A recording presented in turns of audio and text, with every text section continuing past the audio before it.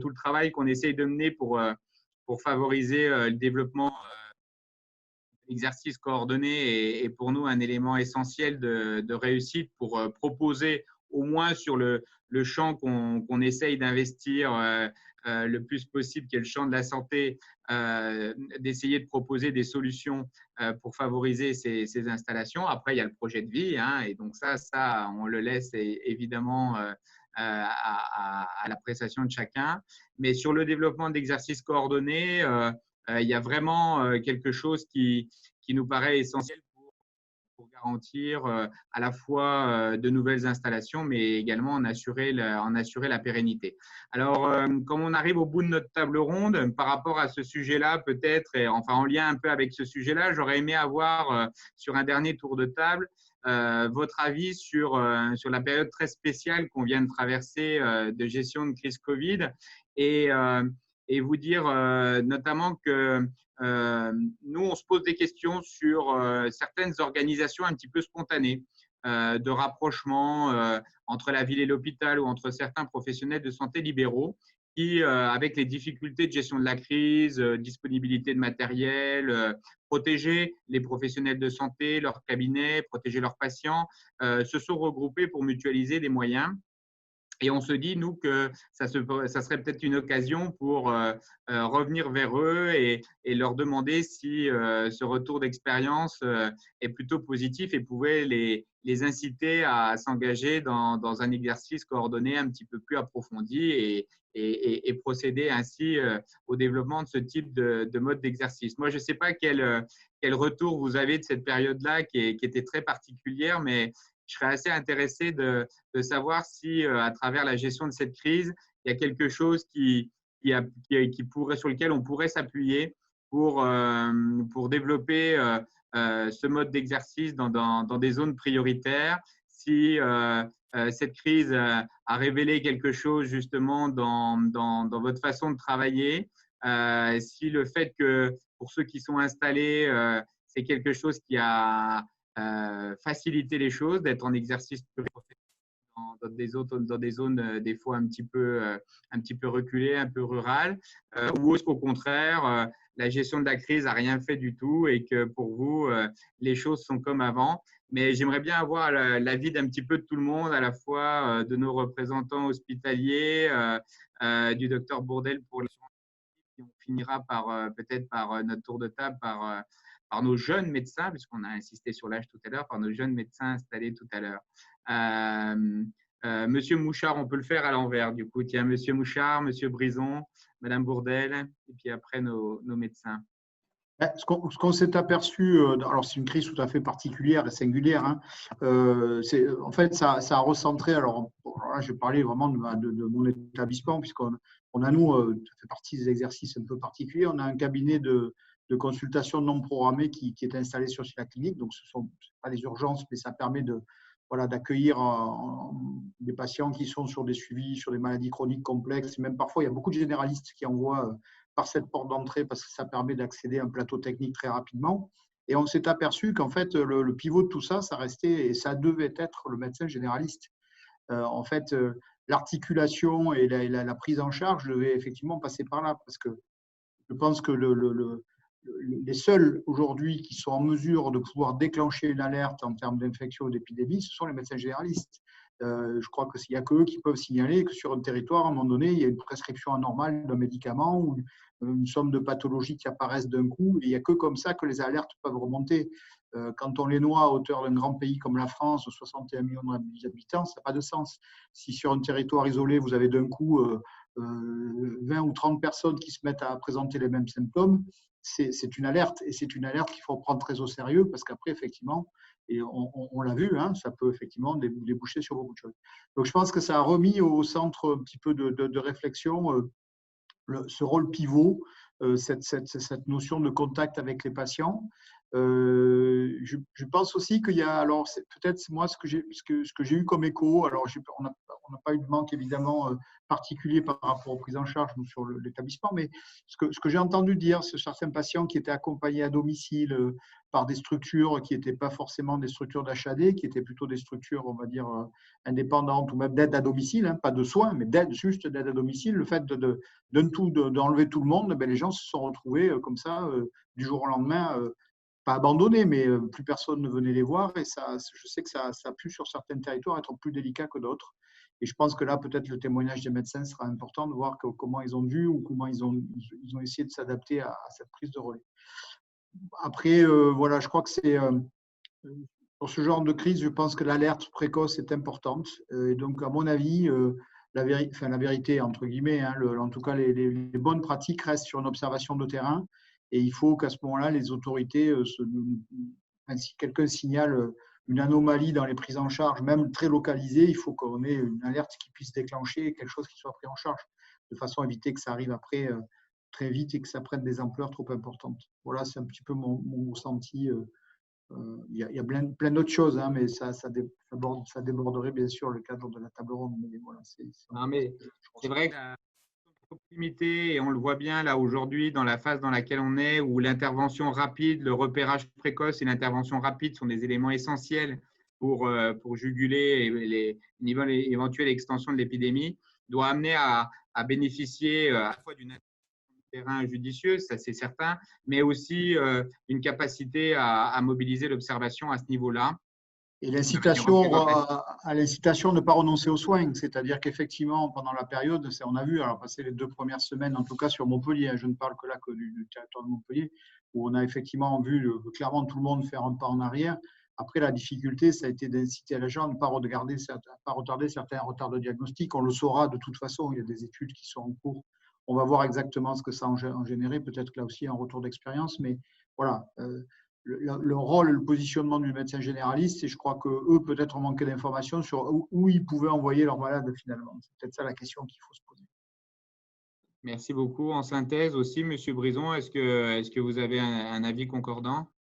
Alors, un avis concordant et j'oserais dire complémentaire parce qu'on n'exerce pas sur les mêmes territoires avec monsieur Mouchard, mais ce que je dirais, c'est que ce qui m'a beaucoup séduit moi, dans mon exercice professionnel en zone prioritaire à Limoux-Quillan par rapport aux zones où j'exerçais avant en tant que directeur, c'est le fait qu'effectivement, il y a déjà une solidarité préexistante et il y a déjà un canevas qui existe, qui est historique entre l'associatif, le privé, le libéral.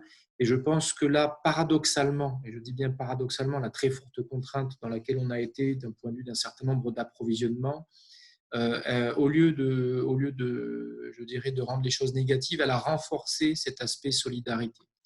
Quand je dis renforcer cet aspect solidarité, c'est qu'on a été très fortement, quand je dis on a été, nos médecins hospitaliers ont été très fortement en lien avec les médecins de ville.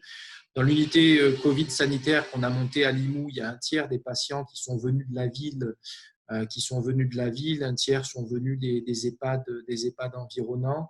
Donc, je trouve que ce lien a été très fortement renforcé. D'autre part, on a eu d'autres liens, puisque des médecins libéraux du territoire ont eu des projets qui étaient des projets de monter un centre de consultation. Ils se sont rapprochés de nous en disant écoutez, on a besoin d'un certain nombre de sujets. Alors, parfois des questions très, très pratico-pratiques sur des blouses, sur du matériel. Donc, on a dit OK, on joue le jeu. Merci beaucoup. Docteur Michel Bourdelle, avec l'assurance maladie aujourd'hui, il y a une forte implication sur le contact tracing, même si l'activité diminue et est beaucoup moins, et fort heureusement, importante que ce qu'on imaginait au début. On travaille aussi ensemble sur le devenir des CPTS. Par rapport aux enseignements qu'on pourrait tirer de cette crise, est-ce que vous pensez qu'il y a quelque chose à creuser, à tirer comme fil de ce que vous avez pu voir depuis votre poste à l'assurance maladie sur ce sujet-là, où on reprendra le fil de notre exercice coordonné sans s'appuyer sur des enseignements spécifiques liés à la gestion de cette crise? En fait, dans cette crise, ce qu'il y a, c'est que ce qu'on a pu voir quand même, c'est que les différents professionnels de santé se sont plus facilement parlé, hein, se sont rentrés en contact plus facilement parce qu'ils regardaient tous dans le même sens. Hein, ils étaient tous unis pour se battre contre ce virus. Et c'est vrai que le côté interpro est essentiel et j'espère bien qu'on va pouvoir justement en profiter de cet élan de travailler ensemble et pour pouvoir développer des projets. Et je pense qu'il faut que justement, au niveau de l'assurance maladie ou de l'ARS, on soit tout de suite réactif pour surfer sur cette vague de travail ensemble, justement. Mais c'est essentiel et beaucoup de professionnels de santé, que ce soit des kinés, des infirmières ou des médecins, ont vraiment apprécié d'être ensemble, de travailler main dans la main. Voilà. Donc, profitons-en. Oui, merci. Alors du coup, docteur Romieux, par exemple, est-ce que cette crise a changé quelque chose? Est-ce qu'elle a révélé des choses un petit peu nouvelles ou vous l'avez traversée finalement parce qu'effectivement en Occitanie, on n'a pas été frappé fort heureusement de la même manière que dans d'autres régions de France. Ça s'est plutôt bien passé et qu'au final, le mode d'exercice que vous pratiquez a été complètement adapté à cette situation. C'est vrai que du coup, la crise s'est bien passée ici. Il y a eu très, très peu de cas. Mais la MSP a permis quand même tout un élan pluripo qui s'est encore plus inséré derrière. On a protocolisé l'accueil des patients. Il y a les infirmières qui ont appelé les patients Covid pour prendre leurs nouvelles. On a mis un protocole justement pour les infirmières qui appelaient. Il y en a qui sont formés au dépistage Covid pour faire les PCR. Les dentistes, l'ostéopathe, les kinés qui ne pouvaient pas travailler pendant cette période-là, on fait de l'accueil des patients sur parking pour faire un tri des patients suspects Covid, non Covid. Voilà, la kiné a assuré toujours une petite urgence aussi pour éventuellement des drainages respiratoires pour les patients qui étaient maintenus à domicile. Donc, je pense vraiment que toute cette prise en charge qu'on a pu avoir pendant la période Covid n'aurait pas été possible si on n'était pas en MSP, parce que vraiment tout ça, ça a été important. Et la MSP a servi aussi on va dire, un petit peu de phare pour les patients aussi, puisqu'on a eu les couturières des villages autour se sont lancées. On a eu quasiment 200 masques qui ont été cousus à la vitesse de l'éclair. Les patients nous ont amené aussi des masques, des viticulteurs, des masques, des blouses qui se servent pour sulfater et tout ça, qui nous a amenés sur la maison de santé. Vraiment, on a eu vraiment un gros élan de solidarité autour de la MSP. Et vraiment, je pense que tout ça, ça n'aurait été jamais possible si c'était un exercice isolé. Vraiment, la crise a révélé plein de côtés positifs. Le seul côté négatif, on va dire que moi, en libéral, ça a été juste l'accès aux examens paracliniques pendant cette période qui a été vraiment très compliquée. Ouais, effectivement, on a eu ce retour-là aussi des paramédicaux eux-mêmes, hein, avec les difficultés d'exercice. Docteur Malbecchi, ce côté proximité et solidarité, vous l'avez vécu aussi et vous pensez vraiment que dans les territoires ruraux, notamment par rapport à ce qu'on pourrait trouver en territoire urbain, ça s'est exprimé plus fortement si vous avez des points de repère, des points de comparaison dans votre entourage? Bon, alors après, c'est vrai que un autre avantage d'être dans une vallée fermée, c'est qu'elle est confinée, hein. Donc, on a eu très peu de cas, bien sûr. Mais je redis ce que j'avais dit déjà en préambule. Effectivement, là où on a fait critique au national sur l'organisation générale à très grande échelle, c'est vrai que nous, sur nos petites organisations, ça a fluidifié. C'est très simple. Les infirmières ont fait des tours pour essayer d'oublier aucun patient. Ça a été assez stimulant parce qu'effectivement, on a mis en place très rapidement des protocoles, on a dû aller les chercher et on a pu s'accorder. Ça a été assez presque jouissif de voir nos vieux collègues de l'époque du Minitel commencer les téléconsultations. Je dois dire que nos spécialistes, même s'ils n'ont pas reçu les patients, ont joué le jeu, c'est-à-dire qu'ils ont appelé les patients pour régler les problèmes, ils les ont réglés avec nous. Voilà, donc c'est vrai que le fait que ce soit petit, que ce soit de proximité, qu'il n'y ait pas ce gros réseau, a énormément joué. On a beaucoup appris et ça a simplifié pour moi beaucoup de choses. Voilà. Je fais juste un tout petit retour en 2 mots sur ce que M. Mouchard disait tout à l'heure et sur ce que vous avez confirmé après avec la thèse à laquelle vous avez participé. Moi, je veux dire aux jeunes médecins, aux internes, alors aux jeunes médecins qui ont fini, venez remplacer en libéral, en salariat, venez voir à quoi ça ressemble. Seul risque que vous prenez, c'est que ça vous plaise. Et dire aux jeunes internes, prévoyez, faites des SaaS-pass, fabriquez des SaaS-pass avec un, deux médecins ou du médecin ville-hôpital. Vous apprendrez beaucoup. Si vous êtes sûr que l'hospitalier, c'est votre tasse de thé, faites de l'hospitalier. Mais si vous ne savez pas, si vous avez un doute, fabriquez des SaaS-pass. Vous apprenez beaucoup et vous nous apprenez beaucoup sur comment on fabrique des réseaux. Voilà, c'était le petit mot que je voulais ajouter.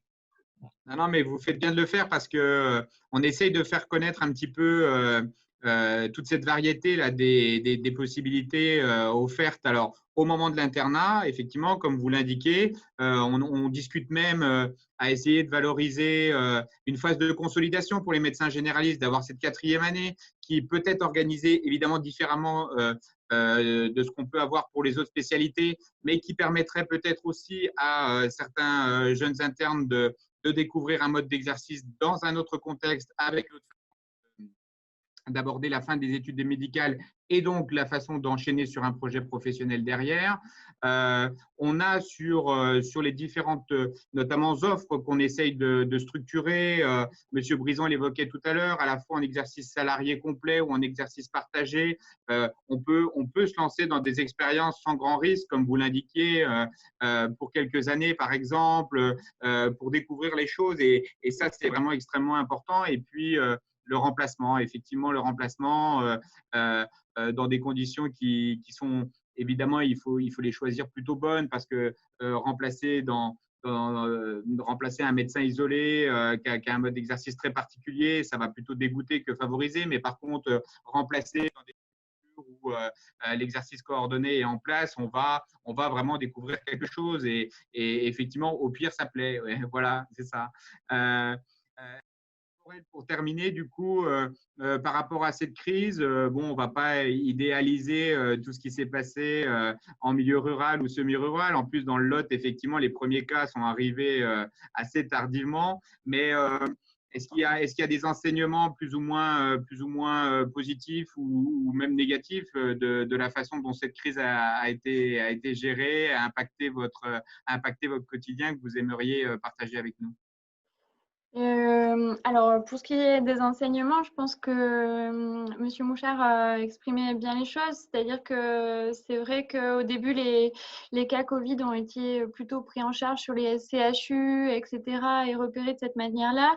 Je pense que c'est bien qu'on replace effectivement le médecin généraliste au centre parce qu'en fait, effectivement, c'est peut-être nous qui sommes les premiers en contact avec les gens et pour l'émergence de nouvelles maladies. En tout cas, je pense que c'est pas mal de compter stratégiquement sur nous.